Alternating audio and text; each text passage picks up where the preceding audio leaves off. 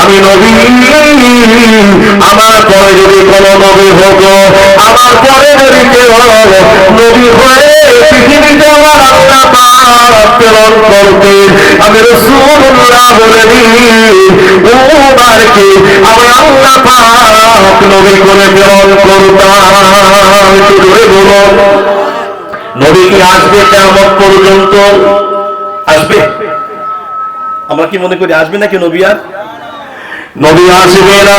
নবী বলেন আখির জামানার নবী সাইয়্যিদুনা হাবিবুনা সম্পর্কে আমার আল্লাহ পাক 22 নম্বর পারা সূরা আহজাবের ভেতরে আমার আল্লাহ বলেন মা কানা মুহাম্মাদুন আবা আহাদিন মির রিজালিকুম ওয়ালাকিন রাসূলুল্লাহি ওয়া খাতামান নাবিয়্যিন। আমার আল্লাহ বলেন আমি আমার হাবিবুল্লাহ আমার নবী মুহাম্মদুর রাসূলুল্লাহকে আখির জামানার নবী করে আমি আল্লাহ প্রেরণ করেছি। জোরে বলুন। এখন এই যারা পূর্ববালা হাজী সাহেব গাজী সাহেব আছে যারা বলে নবী মুহাম্মদুর রাসূলুল্লাহ আখির নবী না, জোরে বলুন নাউজুবিল্লাহ। তারা কারা? তারা কারা? ওরা হলো কাদিয়ানী। কারাবান শরীফের যদি কেউ একটা অক্ষর যদি কেউ অস্বীকার করে তাহলে সে মুমিন থাকবে? হ্যাঁ থাকবে?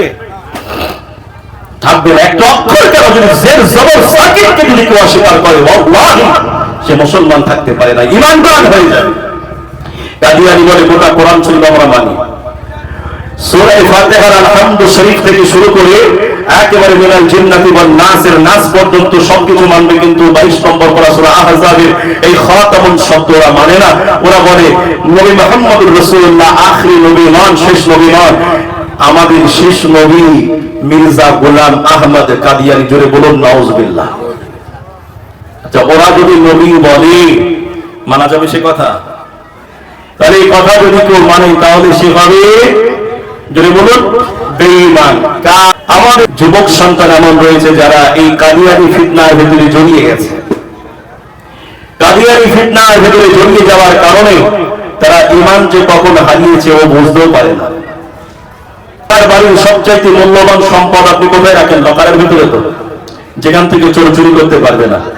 আপনার যদি 1 ভরি সোনা থাকে একটু লকারে রাখবেন, ওই সোনা যদি 10 ভরি হয় না, লকারটাও একটু মজবুত ভাবে রাখেন। একটা তালার পরিবর্তে 5টা তালা ব্যবহার করবেন। আধুনিক প্রযুক্তি যত আছে ও জায়গায় ব্যবহার করবেন, ঠিক কিনা, যেন সম্পদটা হারিয়ে না যায়। আচ্ছা, পৃথিবীর এই নবমণ্ডল ভূমণ্ডলে আল্লাহ পাক যা কিছু সৃষ্টি করেছেন, তাম সৃষ্টির ভেতর থেকে শ্রেষ্ঠ হলো মানব। এই মানব জাতিকে সৃষ্টির শিরোমণি বানিয়েছেন, সর্বকালের উৎকৃষ্টতম এই মখলুক বানিয়েছেন, সৃষ্টিজীব বানিয়েছেন। তার ভিতরে যে আল্লাহ ঈমান দিয়েছেন সেটা দামি না? এই জন্য আল্লাহ তার স্থান দিয়েছেন কোথায়? এই কলবের ভেতরে। কোথায়? এই কলবের ভেতরে। আর এই কলবের জায়গায় হলো ঈমান, আর এখানে থাকে কি? নূর, যেটা মানুষের অন্তরে আল্লাহ পাক নূরের বাতি জ্বালিয়ে দেন। জোরে বলুন না সুবহানাল্লাহ। বুখারী